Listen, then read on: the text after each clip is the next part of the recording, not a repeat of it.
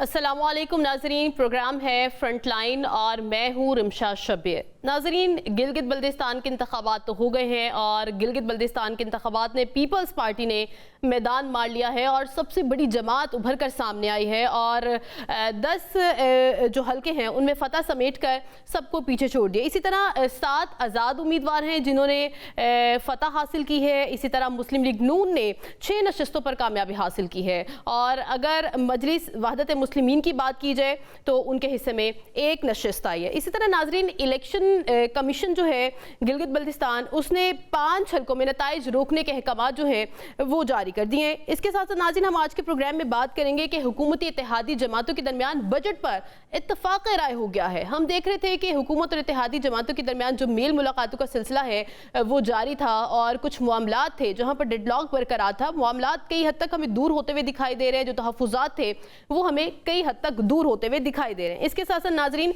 Budget के ऊपर बात करेंगे। बजट की तारीख फाइनलाइज हो गई है। 12 जून को सालाना तरक्याती बजट पेश किया जाएगा और कल कौमी असम्बली और सेनेट का इजलास भी तलब कर लिया गया है। बजट के ऊपर बात करेंगे कि इसके मईशत के ऊपर क्या असरात मुरतब होंगे। ये सारे टॉपिक्स जो होंगे वो आज प्रोग्राम का हिस्सा होंगे और सबसे पहले हम रुख करते हैं, हमारे मेहमान हमारे साथ मौजूद हैं सीनियर रहनुमा पार्टी कादिर मंदुखेल साहब। बहुत शुक्रिया कादिर साहब, आपके कीमती वक्त का आपने प्रोग्राम के लिए वक्त निकाला। पीपल्स पार्टी ने गिलगित बल्तिस्तान में फतह समेट ली और एक बहुत बड़ी कामयाबी उन्होंने हासिल की है, सबको पीछे छोड़ दिया है। आप इस कामयाबी की बुनियादी वजूहात क्या समझते हैं? जी बहुत शुक्रिया।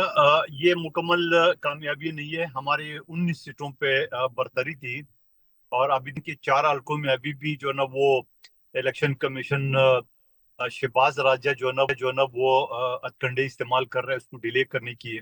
और आपने देखा कि 2-3 घंटे के अंदर जो हमारे रिजल्ट आए थे तो 9 नशिस्तें तो हमारी पहले आई थी 2-3 घंटे के अंदर। और उसके बाद 2 दिन गुजरने के बाद मुस्लिम लीग नून की 2 नशिस्तें थी तो वो 6 पे चली गई है और हमारी सिर्फ एक बड़ी है 10 पे चली गई।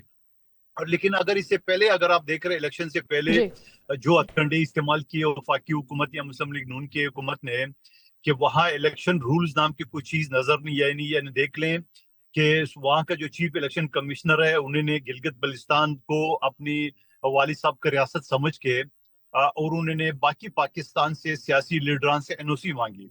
और फिर दूसरी ये कि आपने देखा मुस्लिम लीग नून के जो वफाकी वजीर है आमिर मुकासम जो जीबी और कश्मीर को के वजारत का वजीर है वो तो बाकायदा वहाँ मेजबानी कर रहे थे।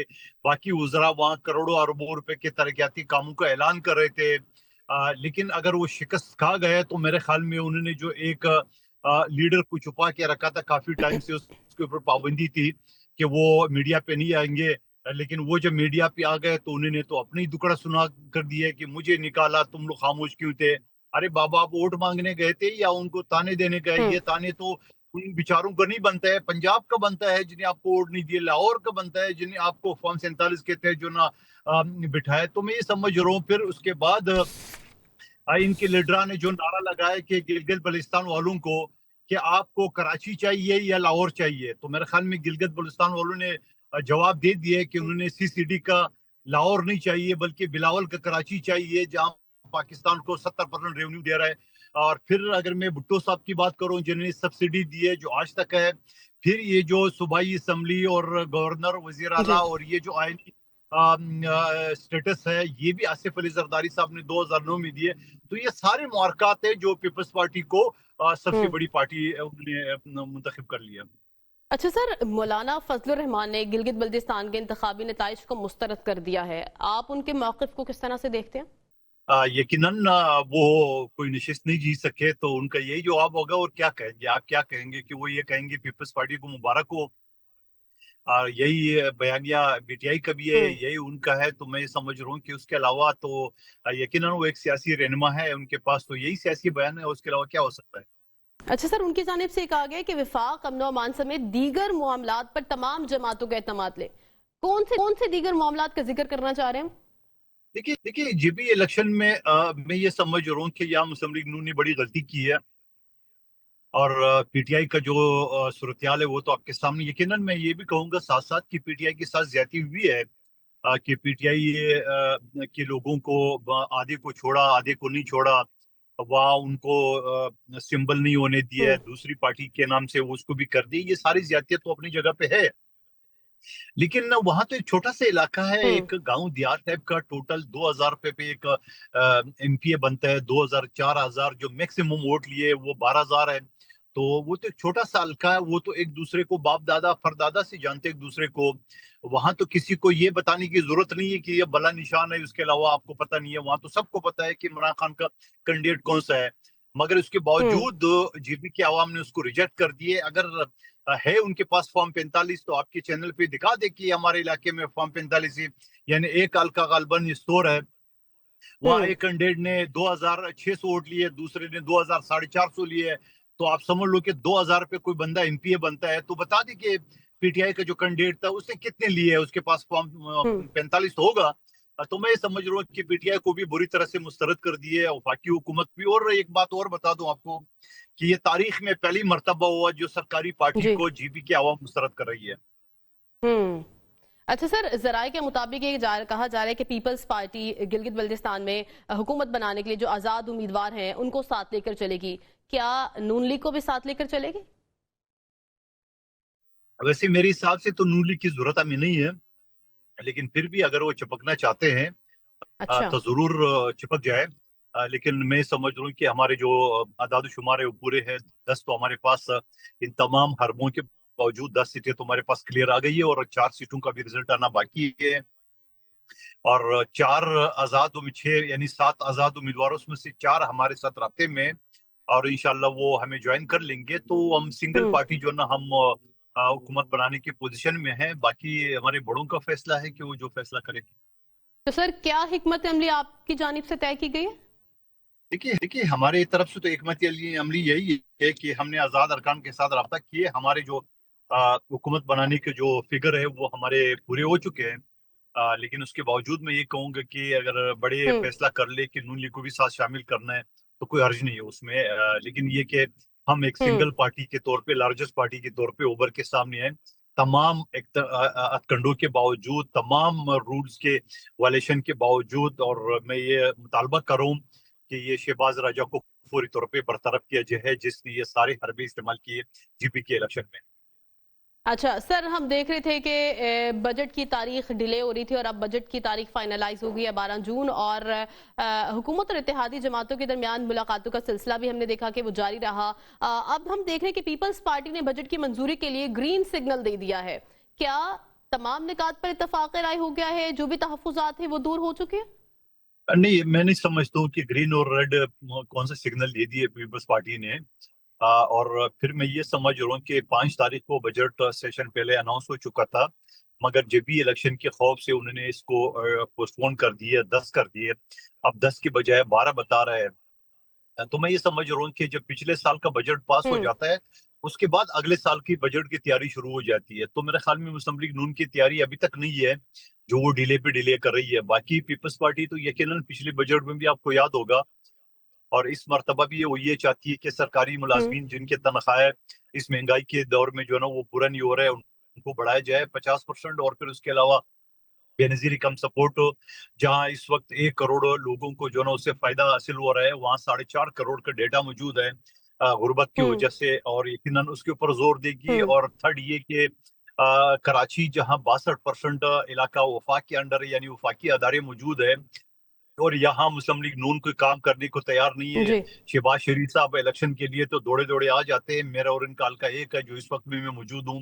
इन 242 डिस्ट्रिक्ट के माड़ी बल्दिया टाउन के इलाका है। वहाँ अगर के 4 हम्म मनसूबा है, पिछले 25 साल अल्तवा का शिकार है। वहाँ वफाक पैसे नहीं दे रहे। पिछले बजट में भी वापडा ने 40 अरब मांगे थे, वफाकी हुकूमत ने सिर्फ 3 अरब दिए। फिर दूसरा ये कि ग्रीन लाइन जो मनसूबा शुरू की है पिछले से पिछली हुकूमत नवाज शरीफ साहब के दौर से, वो अभी तक अल्तवा हम्म का शिकार है, क्योंकि पैसे नहीं दे रहे। फिर अगर मैं लाहौर की हम्म बात करूं या सेंट्रल पंजाब की बात करूं, वहाँ मोटरवे पे मोटरवे के नखरे चल रहे हैं। यहाँ पूरे सिंध में एक मोटरवे नहीं है, पूरे बलूचिस्तान में एक हम्म मोटरवे नहीं है। बलूचिस्तान का एक रोड है जो खूनी रोड कहलाता है, 4 वजीर आजमों ने उसके इफ्तिताह किए, मगर वो कमबख्त रोड जो है ना वो बनाने को तैयार नहीं है। फिर इसी तरह सिंध का सिंगल मोटरवे जो है ना वो अभी तक कभी क्या बना, वफाकी हुकूमत कर रही है। तो मैं समझ रहा हूँ कि ये सारी चीजें हैं, तो यकीनन मेरे पार्टी की जो बड़े हैं वो उनके सामने ये मुतालबात रखे होंगे, जो कि खालिस्तान अवामी फलाह बहबूद के मंसूबे हैं। अच्छा, तो सर वो कौन से अहम मुतालिबात हैं जो आप लोगों ने मनवाए हैं, जो मेल मुलाकातों का सिलसिला जारी रहा? जी, मेरा ख्याल है यही मुतालबात है। सही। अच्छा सर, जिस तरह से गिलगित बल्तिस्तान के इंतखाबात में पीपल्स पार्टी ने कामयाबी समेटी है और जिस तरह से आपकी जानिब से कहा जा रहा है कि हम हुकूमत बनाने की पोजीशन में हैं, और बिलावल भुट्टो की जानिब से भी ये कहा गया है कि मैं हुकूमत बनाने की पोजीशन में हूँ, आपको लगता है कि आइंदा आम इंतखाबात जो है उसके लिए अपनी सियासी पोजीशन जो है वो मजबूत होती हुई आप देख रहे हैं? जी, यकीनन मैंने आपसे अर्ज किया ना कि जो मुस्लिम लीग नून के लोग बड़े फख्र से कहते थे कि जेबी वालों को कराची चाहिए लाहौर, तो मेरे ख्याल में लाहौर को, सीटीडी का लाहौर को मुस्तरद कर दिए हम्म। जेबी की आवाम ने। और ये पंजाब में जो मरियम बीबी की हुकूमत हम्म। तख्तियां लगा रही है, यानी अगर 1 अरब रुपए का काम है तो 10 अरब के जो है ना पब्लिसिटी हो रही है। आए दिन आप बड़े चैनल में देख रहे, 2-2 मिनट बाद इनके हम्म। इश्तिहारात आ रहे, तो यकीनन बीबी की आवाम ने ये सारी चीजें मुस्तरद कर दिए। और फिर लाहौर जाने को कौन जाएगा? तो क्या जीबी को अब हम स्विट्जरलैंड बनता हुआ देख रहे हैं? देखिए, शहीद जुल्फकार अली भुट्टो साहब के दौर में एक फिजिबिलिटी रिपोर्ट बनी थी, और उसमें ये कहा गया कि जीबी में 50,000 मेगावाट बिजली पैदा हो सकती है अगर यहाँ पे प्रोजेक्ट लगाया जाए। फिर ये समझ लो कि आप देख रहे हैं कि लोग स्विट्जरलैंड हम्म। जाते हैं, लोग यूरोप जाते हैं, लोग कश्मीर जाते हैं, तो जीबी उससे ज्यादा खूबसूरत है, ज्यादा हसीन है। तो टूरिज्म के लिए एक बेहतरीन जगह है अगर रोड बनाया जाए वहाँ के लिए। आप देख रहे हैं कि स्कर्दू की जो फ्लाइट है वो अक्सर आपको फ्लाइट फुल मिलती है आज भी। और फिर कोरोना के दिनों में जो यूरोप लोग नहीं जा सकते थे वो जीबी जाते थे, सही। जो टूरिस्ट थे। तो मैं ये हम्म। समझ रहा हूँ कि टूरिज्म के लिए और जी। बिजली के पैदावार के लिए एक बेहतरीन वहाँ पे एक मौके है अगर हुकूमत उसका अवेल करे। बिल्कुल, कई मौके हैं अगर उनको यूज किया जाए। बहुत शुक्रिया। खान मंदोखेल, सीनियर रहनुमा पीपल्स पार्टी, हमारे साथ मौजूद थे। नाजरीन, आपने देखा कि किस तरह से गिलगित बल्तिस्तान में पीपल्स पार्टी ने मैदान तो मार लिया, लेकिन क्या हुकूमती हलकों में बाज़गश्त जारी है? क्या हुकूमत ने इस इंतखाबी नताइज को अपनाया है? क्या वो इससे मुतमईन है या नहीं मुतमईन है? इसके ऊपर भी बात करेंगे, लेकिन एक ब्रेक के बाद। वेलकम बैक नाजरीन। अब बात करेंगे कि क्या हुकूमत ने जो गिलगित बल्तिस्तान में इंतखाबी नताइज हैं उसके ऊपर इत्मीनान का इजहार किया है, क्या वो इससे मुतमईन है, और क्या अपनी शिकस्त तस्लीम की है या नहीं की है, और बजट के हवाले से हुकूमत की क्या राय है। इसी मामले पर हमारे साथ बात करने के लिए हमारे साथ मौजूद है सीनियर मुस्लिम लीग नून अली गौहर बलोच साहब। बहुत शुक्रिया गौहर बलोच साहब आपके कीमती वक्त का। गौहर बलूच साहब, अब हमने देखा कि गिलगित बल्तिस्तान इंतखाबात में पीपल्स पार्टी सबसे बड़ी जमात उभर कर सामने आई है और सबको उसने पीछे छोड़ दिया है। क्या मुस्लिम लीग नून नताइज को अपनी तवक्कुआत के मुताबिक समझती है? बिस्मिल्लाहिर्रहमानिर्रहीम। देखें, अगर हम पीपल्स पार्टी और पीएमएलएन के नताइज को एनालाइज करें तो ऑलमोस्ट जो है वो दोनों पार्टीज ने तकरीबन बराबर नशिस्तें ली हैं, 19-20 के फर्क से। लेकिन मैं समझता हूँ कि ये एक जमहूरियत का एक अच्छा तसलसल है। इसके बरक्स जो इससे पहले 5 साल पहले जो गिलगित बल्तिस्तान के इलेक्शन हुए थे, उस वक्त मुझे याद है मरियम नवाज साहिबा ने पीएमएलएन की इलेक्शन कैंपेन को लीड किया था। लेकिन अफसोस की बात है कि उस वक्त पीटीआई ने मैंडेट चोरी किया और जो इलेक्शन है उनको सोगताज किया। आज आप देख लें कि अगर पीपल्स पार्टी ने भी दौरान इलेक्शन बहुत ज्यादा जो है वो तफदात का इजहार करते रहे, एतराजात करते रहे, लेकिन इलेक्शन ने ये साबित कर दिया कि ये इलेक्शन जो है ये बिल्कुल मेरिट पर हुए हैं और शफाफ इलेक्शन हुए हैं। यही वजह है कि अगर धांधली हुई होती तो फिर पीएमएलएन ज्यादा सीट्स ले जाती। लेकिन हाँ, जितनी हम तवक्को कर रहे थे उससे तो कुछ सीट्स कम मिली। लेकिन मैं समझता हूँ कि इन इलेक्शन नताइज को कबूल करना चाहिए। अगर किसी के कंसर्न्स हों तो वो मुतलका जो भी फॉरम्स हैं उस पर जाकर अपने एतराज़ात दाखिल करवा सकते हैं। बहरहाल मैं समझता हूँ कि गिलगित बल्तिस्तान के अवाम ने एक स्प्लिट किस्म का मैंडेट दिया है और पीएमएलएन को भी एक अच्छा मैंडेट मिला है। तो पीएमएलएन भी जो अपना किरदार है सियासी वो जारी रखेगी और अपने मैंडेट के हिसाब से आगे चलेगी। और जाहिर है कि अब पीपल्स पार्टी की लीडरशिप और पीएमएलएन की लीडरशिप और दीगर जो अदाद अरकान या वो हैं, اب ظاہر ہے اگلا مرحلہ آ جاتا ہے جس میں چیف منسٹر کا انتخاب اور دیگر چیزیں فائنل ہونی ہیں، تو وہ میرا خیال ہے مشاورت کے ساتھ ہی حل کیے جائے گا۔ اچھا گوہر بلوچ صاحب، ہم دیکھ رہے ہیں کہ ذرائع کے مطابق جو خبریں موصول ہو رہی ہیں اور یہ کہا جا رہا ہے کہ پیپلز پارٹی اور مسلم لیگ نون کے درمیان اتحاد اور مشترکہ حکومت پر بات چیت جاری ہے، کیا اس حوالے سے کوئی باضابطہ پیش رفت جاری ہوئی ہے؟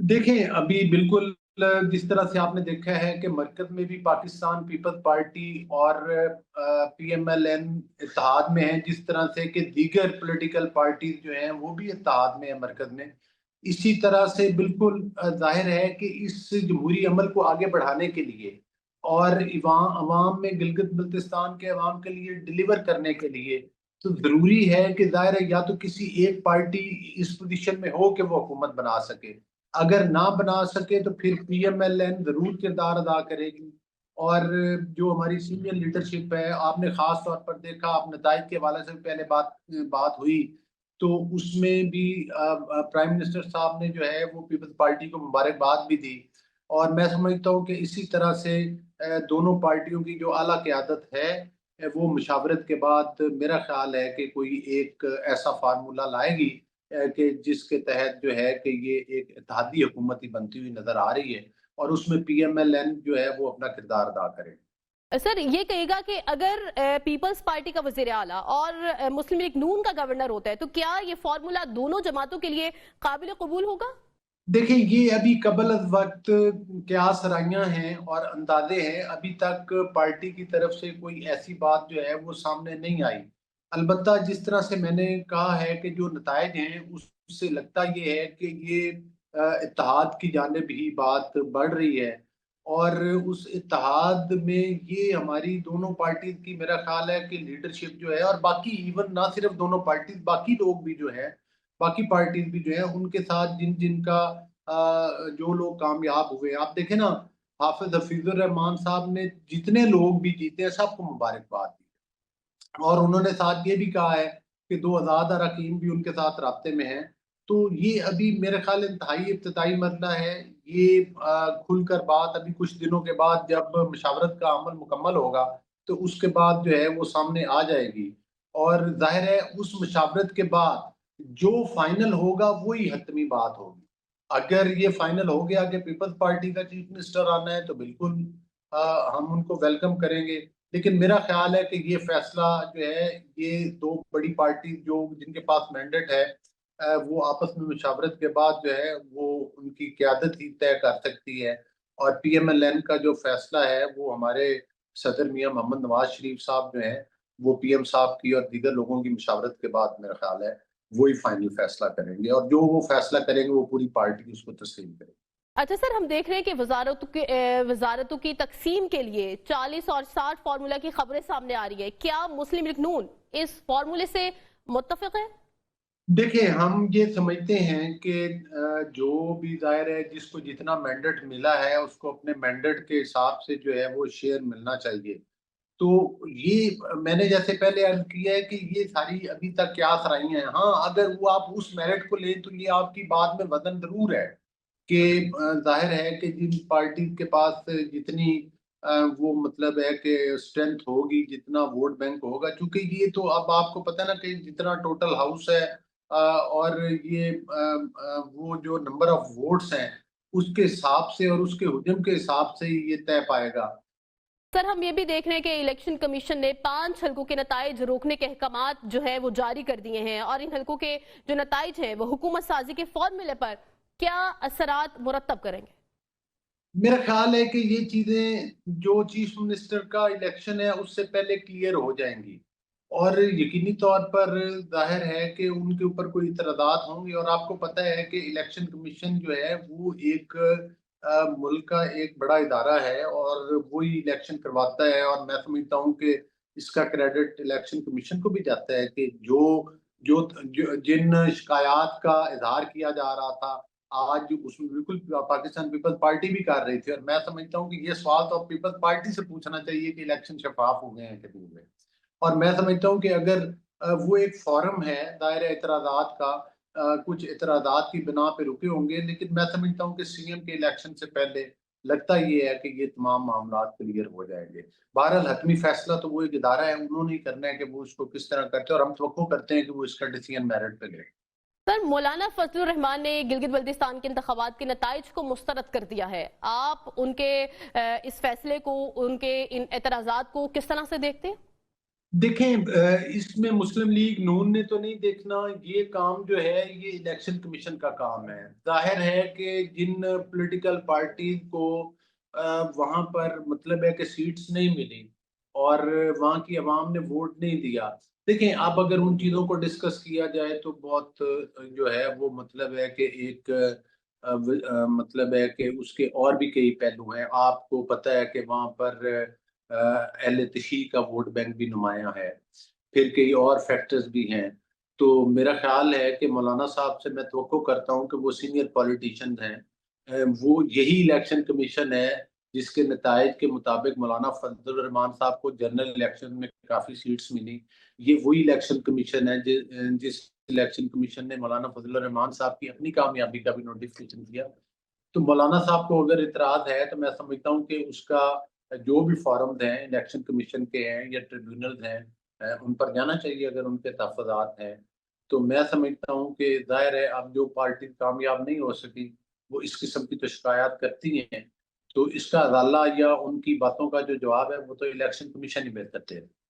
अच्छा सर, बजट की बात की जाए तो पीपल्स पार्टी की जानिब से विफाकी बजट की हिमायत के इशारे सामने आ रहे हैं, और क्या हुकूमत को बजट की मंजूरी के हवाले से अब मुकम्मल जो एतमाद है वो हासिल हो चुका है, और किन किन निकात पर इत्तफाक राय कायम हो चुका है? देखें, एक बात तो बड़ी क्लियर है कि जो मरकज में हुकूमत है वो एक इत्तेहादी हुकूमत है और वो किसी एक पार्टी की हुकूमत नहीं है। और उस बजट से पहले मशावरत का अमल आपको पता है, जिस वजह से कुछ दिन डिले भी हुआ। गिलगित बल्तिस्तान के इलेक्शन चल रहे थे और इन इलेक्शन की वजह से पार्टी की लीडरशिप की आपस में मशावरत दायर है कि वो होना जरूरी थी। तो मेरा ख्याल है अब इजलास बुला लिया गया बजट का, तो यकीनी तौर पर अब बजट पेश होगा और उन इत्तेहादियों को इत्मीनान में लेना जरूरी है। जाहिर है कि बजट पास होना है तो वो तमाम इत्तेहादी अगर उस बजट की हमायत करेंगे तो होगा। लेकिन मैं तो करता हूँ कि इंशाअल्लाह ताला जिस तरह से आपने देखा कि आसिफ अली जरदारी साहब और प्राइम मिनिस्टर साहब की मुलाकात हुई है, तो मेरा ख्याल है कि कोई बजट पास करवाने में कोई खास रुकावट नहीं आएगी और दोनों पार्टियों की लीडरशिप जो है वो बड़ी संजीदा और मैं समझता हूँ कि बड़ी वो एक फहम वाली जो है वो लीडरशिप है। तो वो इस मामले को बड़ा संजीदगी से गौर करते हैं। पहले भी पीपल्स पार्टी साथ शामिल है। जाहिर है People's Party president Asif Ali Zardari Noon League के वोट से मुंतखब हुए, चेयरमैन सेनेट जो है वो भी नून लीग की सपोर्ट हुई, प्राइम मिनिस्टर साहब पीपल्स पार्टी के वोट के सपोर्ट से बने। तो ये बजट भी इसी तरह से आपस में इत्तेफाक के साथ तय पा जाएगा और पास भी हो जाएगा इंशाल्लाह। अच्छा सर, हमने देखा कि हुकूमत और इत्तेहादी जमातों के दरमियान मेन मुलाकातों का सिलसिला जारी रहा, और सदर आसिफ जरदारी की भी मुलाकात हुई शहबाज शरीफ से, और सदर जरदारी ने बजट में अवामी फलाह की बात की जाए या सूबों के हुकूक की बात की जाए और मुआशी इस्तेहकाम की बात की जाए तो उसको तरजीह देने पर जोर दिया है। हुकूमत इन निकात को बजट में क्या शामिल करने पर मुत्तफिक हो चुकी है? देखें, जैसे मैंने पहले बताया है कि हुकूमत की ये कोशिश होती है कि अपने इत्तेहादियों के जो जायज़ मशवरे हैं और उनके जो जायज़ तहफ़्फ़ुज़ात हैं उनकी रोशनी में बजट बनाया जाए। अगरचे हुकूमत को आपको पता है कि IMF की तरफ से और अपने इत्तेहादियों की मुशावरत से जितना बेहतर बजट पेश किया जा सके, मेरा ख्याल है कि PMLN की लीडरशिप इस मामले में बड़ी संजीदा है। PM साहब बड़ी मेहनत करते हैं, उनकी टीम जो है वो बड़ी मेहनत के साथ बजट पर काम किया है उन्होंने। तो उसमें यकीनी तौर पर पीपल्स पार्टी की मुशावरत भी इंतहाई अहमियत की हामिल है और उन चीज़ों को ज़रूर एड्रेस किया जाएगा जो कि पीपल्स पार्टी के की तजावीज़ होंगी और उसको खुद PM साहब जो हैं वो खुद उनके साथ राब्ते में भी हैं और हमारी जो फाइनेंस की टीम है वो भी पाकिस्तान पीपल्स पार्टी के साथ राब्ते में, ना सिर्फ पाकिस्तान पीपल्स पार्टी, दीगर इत्तेहादी लोग भी और जो पार्टीज हैं उनके साथ भी। तो ये तमाम इत्तेहादियों की मुशावरत के साथ ही इंशाल्लाह ये मामला तय पाएंगे और उनकी तजावीज़ को यकीनी तौर पर अहमियत दी जाए। सही सर, चेयरमैन पीपल्स पार्टी बिलावल भुट्टो जरदारी की और वज़ीर आज़म शहबाज शरीफ की भी मुलाकात हुई और सदर आसिफ जरदारी की भी अलग अलग मुलाकात हुई। कौन कौन से अहम निकात जो हैं उनके ऊपर तबादला ख्याल किया गया? बिल्कुल, देखें ये एक जमहूरियत का यही है कि जब आप इत्तेहादी हुकूमत मिलकर चलाते हैं, यकीनी तौर पर किसी इत्तेहादी हुकूमत को चलाना कोई आसान काम नहीं होता। और वो पॉलिटिकल पार्टी जो जनरल इलेक्शन में एक दूसरे के मद्दे मुकाबल होते हैं, इलेक्शन कॉन्टेस्ट करके आते हैं, फिर इलेक्शन के बाद हुकूमत में इत्तेहादी बनते हैं, फिर उस हुकूमत को चलाना, दोनों के इलेक्शन मैनिफेस्टोज अलग अलग होते हैं, दोनों मतलब मुख्तलिफ पार्टी के अपने अपने होते हैं जो भी इत्तेहाद में शामिल होती है। जो हमारे पीएम साहब हैं मोहम्मद शहबाज शरीफ साहब, वो अपनी सियासी बसीरत साबित कर चुके हैं और उन्होंने हमेशा अपने इत्तेहादियों को साथ लेके चले हैं और उनका एहतराम किया उनकी तजावीज़ का। तो मैं समझता हूँ कि वो अब भी उनकी मुशावरत के साथ और इत्तेहादियों को साथ लेके चलेंगे। बिलावल साहब या जरदारी साहब के साथ जो भी उनका मुशावरत का अमल है वो तजावीज़ ही हैं, और उन तजावीज़ को बजट में भी और बजट के अलावा भी जो पूरे निज़ाम को चलाने में जो तजावीज़ हैं उनका बखूबी जायजा लिया जाएगा और उनकी जो मुनासिब तजावीज़ होंगी उनको हुकूमत के मामलात चलाने में जो है वो तरजीही बुनियादों पर उसको अहमियत दी जाएगी। सही, बहुत शुक्रिया। अली गौहर बलोच साहब, सीनियर रहनुमा मुस्लिम लीग नून, हमारे साथ मौजूद थे और उनका मौक़िफ़ भी आपने सुना। नाज़रीन, अभी वक्त हुआ है ब्रेक का, ब्रेक के बाद वापस आएंगे तो बजट के ऊपर बात करेंगे कि बजट की जो तारीख है वो अनाउंस कर दी गई है 12 जून, इसके मईशत के ऊपर क्या असरात मुरतब होंगे। Stay with us. Welcome back नाजरीन, प्रोग्राम के सिलसिले को आगे बढ़ाते हैं और बात करते हैं बजट के हवाले से जो खबरें गर्दिश कर रही थी कि तारीख फाइनलाइज नहीं हो रही और आखिरकार तारीख बजट की फाइनलाइज हो गई है और 12 जून तारीख दे दी गई है जब 12 जून को बजट पेश किया जाएगा और कौमी असम्बली और सेनेट का इजलास भी कल तलब कर लिया गया है। इस बजट का मईशत पर, रोजगार पर, सरमायाकारी पर क्या असर मुरतब होंगे, इसी के ऊपर बात करने के लिए हमारे साथ मौजूद हैं माहिर एहसन मलिक साहब। बहुत शुक्रिया एहसन साहब आपके कीमती वक्त का।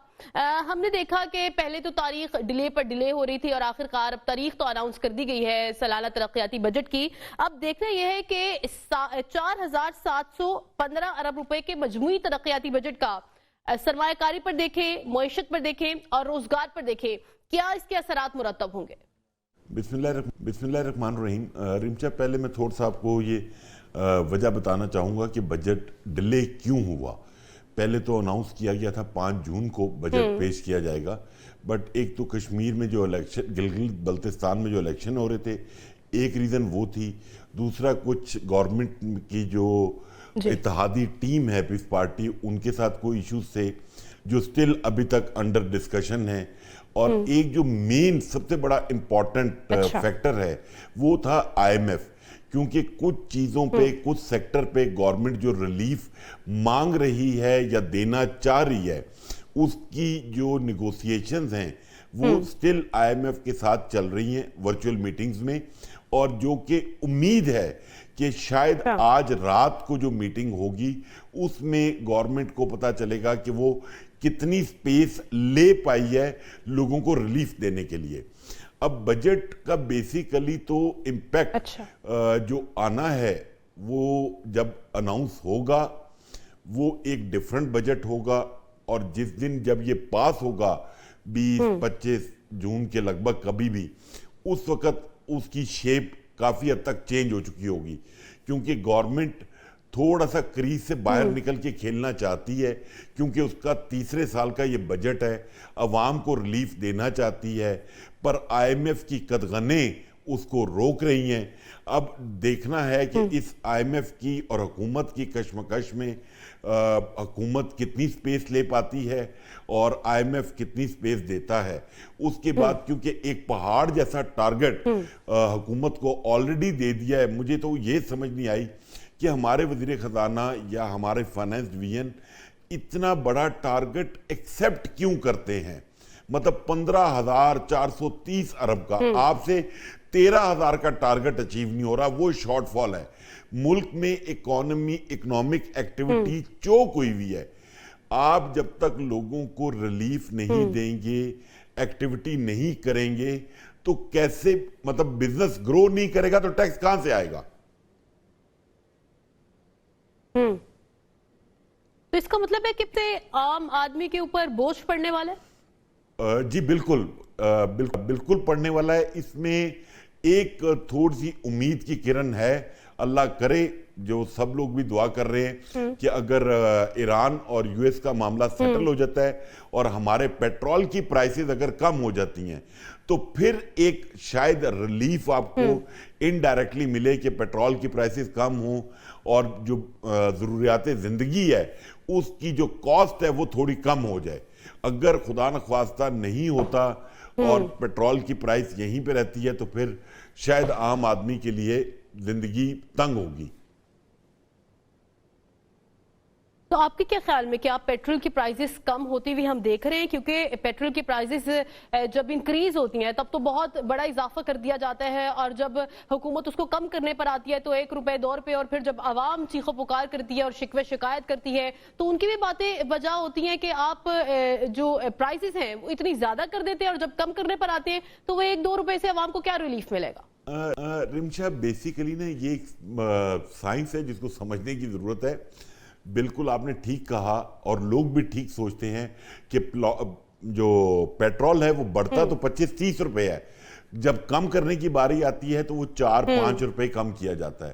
اس کی ریزن یہ ہے کہ جو حکومت کی فائنانس ڈویژن کی نالائکیاں ہیں، جو ٹیکس کلیکشن میں ان کی شارٹ فال ہے، وہ پھر وہ یہاں سے پورا کرتے ہیں کہ وہ یہاں پہ آپ کو پیٹرولیم لیوی لگا کے، تو آئی ایم ایف کے سامنے اچھا بچہ بننے کے لیے پیٹرولیم لیوی کو بڑھایا جاتا ہے. آپ کو جو ڈیو آپ کو ملنا چاہیے ریبیٹ وہ آپ کو گورنمنٹ پاس آن نہیں کرتی ہے. بٹ ابھی مجھے امید ہے کہ انشاءاللہ یہ معاملہ شاید نیکسٹ ویک میں سیٹل ڈاؤن ہو جائے تو آپ کو پیٹرول میں ایک اچھی بریک ملے گی. اچھا، یہ تو اچھی بات ہے، اور ہم امید یہی ظاہر کریں گے کہ پیٹرول کے پرائسز تو لازمی کم ہونے چاہیے. اچھا احسن صاحب، ہم دیکھ رہے ہیں کہ 8.2% اوسط مہنگائی کا ہدف مقرر کرنے کی تجویز دی جا رہی ہے. آپ کو کیا لگتا ہے کیا موجودہ معاشی حالات میں یہ ہدف جو ہے قابل حصول نظر آ رہا ہے؟ بات یہ ہے رمشا، یہ جو انفلیشن ہے، جو اس کی فگرز ہیں، یہ سب چیزیں ڈیپینڈ کر رہی ہیں آپ کی اس جنگ کو، پیٹرول کو. اگر یہ جنگ طوالت اختیار کرتی ہے تو آپ کی انفلیشن بڑھے گی، مہنگائی بڑھے گی.